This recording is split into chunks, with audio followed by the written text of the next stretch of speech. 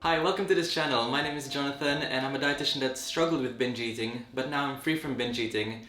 And now I support people struggling with binge eating because I understand how difficult it is. I want them to escape the 24/7 food thoughts, the guilt, the shame, the burden, and it's really not easy. So in this video, I'm going to be explaining how to identify the triggers and what you can do to get rid of the triggers. This is going to be a complete guide on how to put an end to binge eating, so you have a clear goal on where to go. So before we get started on how we can stop binge eating, first we need to recognize what is binge eating? What counts as a binge eating episode? Well, actually, there is a definition for that. So if you look to the DSM-5, we can actually find the definition of what actually is a binge eating episode. So first of all, a binge eating episode is characterized by eating a large amount of food in a certain period of time, much more than you'd normally do. And then second is when you feel like you're in autopilot mode, where you just can't stop eating even though you recognize fullness, but you have this intense craving to finish everything in one go. So you need two of those to be counted as a binge eating episode. So there are many criteria for people struggling with binge eating episodes. Alright, so let's get straight to the three main triggers of binge eating. And first of all, before we get straight to the triggers, first of all we need to establish and remember that binge eating is not the main problem. Binge eating is only a symptom of deprivation. So when we're struggling with binge eating, we need to recognize that our body is crying out for food. That's why it's a symptom. So we need to look to the deeper cause. We need to get rid of any form of deprivation, which I'll explain in a second, so we can turn down those alarm bells in our body so we won't have to be binge eating anymore. So let's get straight to the three main triggers to binge eating. So the first trigger is physical restriction. So what does physical restriction look like? Physical restriction could look like maybe you're skipping meals, maybe you're not eating consistently, maybe you're not eating enough, so maybe you're under eating. You're maybe eating 800 calories a day, you're just feeling hungry every now and then, and you might be thinking, okay, but I eat regular meals, I'm eating regularly. But the thing I want to ask you is, so what's your first intention after a binge eating episode? Do you want to jump onto a diet? Do you want to skip breakfast? So that is still physical restriction, and no matter what your body weight is, it's important to recognize no matter what your body weight is, how high of a body weight you are or how low of a body weight you are, your body will still recognize deprivation. And you might be thinking, okay, but if I start to eat regularly, then I'm gonna gain tons of weight. Well, actually, the research shows that if you're skipping meals and having an inconsistent eating pattern, then research shows that we're just going to overeat.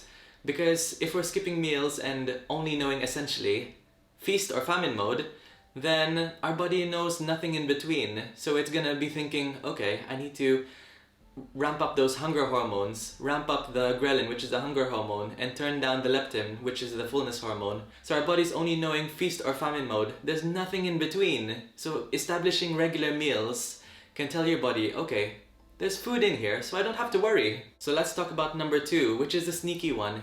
It's called mental restriction. So you could still be eating regular meals, but if you're ignoring your cravings or having some form of mental restriction, you're still going to binge eat. So mental restriction looks like this. Are you having a craving for, let's say, chocolate, and then you try to ignore it? You have a banana instead, or you just have some diet soda or just some water. So each time you say no in your mind to a craving, imagine that probably 100 times in a day, maybe 200 times in a day, because we're constantly thinking about food because we're often deprived. So each time you're saying no, you're building up this psychological pressure in your mind until binge eating episode. And you're probably thinking right now, okay, so I'm going to be eating regular meals and I'm going to be eating the foods I crave, but if I give myself full permission, I'm just going to be on a binge spree. I'm never going to stop again. So let me talk to you about this thing in science called the forbidden fruit theory. So essentially the forbidden fruit theory says that essentially, our bodies want more of something that we consider forbidden or the things that we restrict.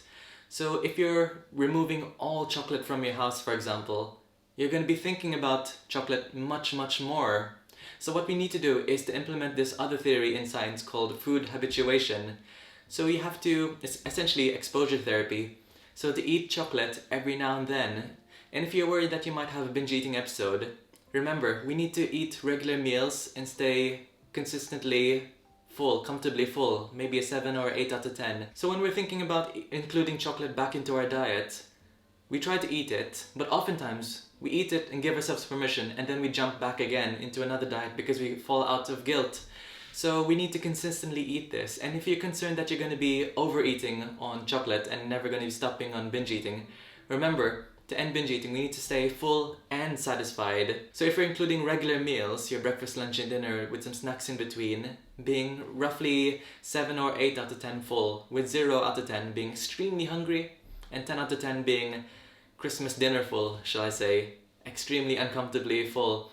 So let's be a 7 or 8 out of 10, and we're telling our body food is available consistently, physically and psychologically. We're being full and satisfied. So if you're finding this all very difficult, then try to include the cravings, the food you normally crave or your trigger foods, let's say chocolate again, as a dessert. So after you have lunch, then have that piece of chocolate so you can sit and be comfortable in this area of being comfortably full after eating your trigger foods and not overeating on them. Number 3 is we're going to be talking about the all or nothing mindset. So do you have the mindset of calling foods good or bad, or good and bad?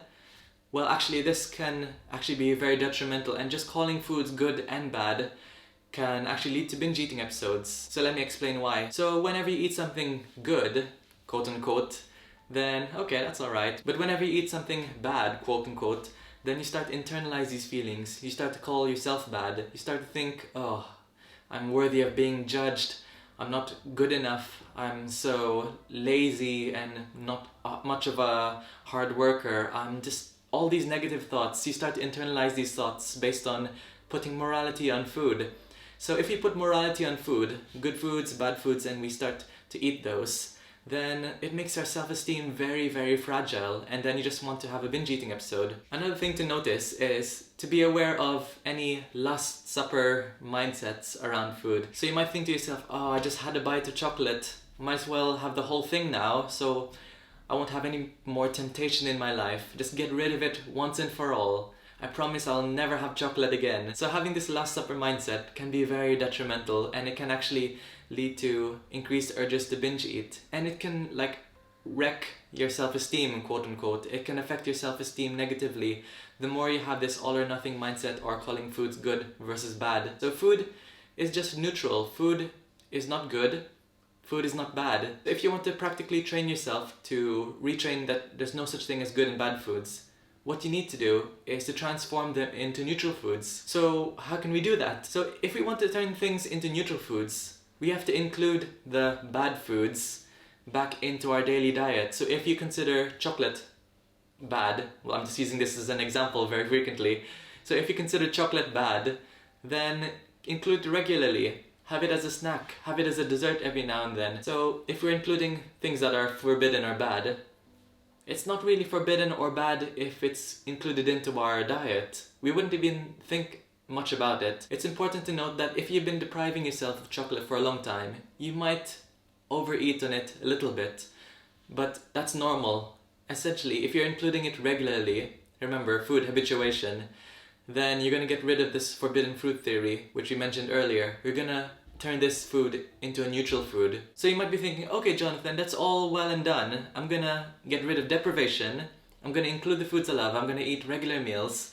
But if I'm going to be eating all the foods I crave and eating regular meals, I'm just going to be gaining weight. The thing I have to say is that you'll be stuck in this binge restrict cycle for a really, really long time. People stay stuck in this binge restrict cycle for years, even if they're just chasing diets after a binge. There's a cycle of the binge restrict cycle, essentially, where you're constantly jumping onto a diet, then you have a binge eating episode, you feel guilty, then you start the diet again, binge eating episode, feel guilty.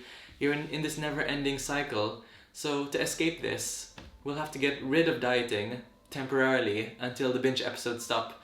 And the NHS, the National Health Service, recommends that weight, actually anywhere in the world for binge eating recovery, weight should not be the focus. You can do whatever you want to do with your weight after you put an end to binge eating. So as a little recap, binge eating is a symptom of deprivation. It shouldn't be the main problem. So we have to reduce the binge eating episodes. So you have to include regular meals to get rid of physical restriction. So eat breakfast, lunch and dinner with snacks in between, being a 7 or 8 out of 10 full. Consistently, the key word consistently, even after a binge episode, still try to have breakfast if you can, if you're still a bit hungry. and try not to restrict yourself, because restriction will essentially bring you back to having increased urges to binge eat. And number 2 is to include meals you crave, to get rid of mental restriction, so you're not having intense urges to binge eat even though you're eating regular meals. And number 3, avoid the all or nothing mindset. It's okay to eat the foods that you crave, and food is meant to be flexible. There's no such thing as a perfect diet. If you're including all of these, then essentially you're gonna put those binge eating episodes to rest. And I completely understand that it isn't easy. It's very difficult mentally, because when you've been struggling with binge eating for so long, you've been chasing this goal of weight loss for so long, and now I'm telling you to essentially eat the foods you crave, then eat regular meals, which sounds very counterintuitive. But the truth is that your body is on high alert.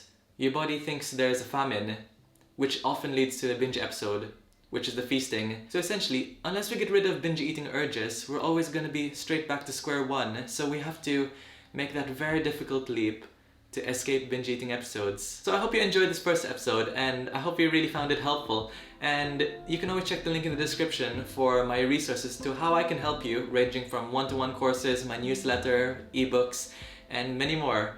And just comment below how you found this episode. Did you find it challenging? Did you find it surprising? Did you already know about this? So I'd really appreciate it if you could check my latest video, which is over here. If there's nothing here popping up, then you're really new here. And I just want to say thank you so much for coming here, and I'll see you in the next episode, friends. Bye!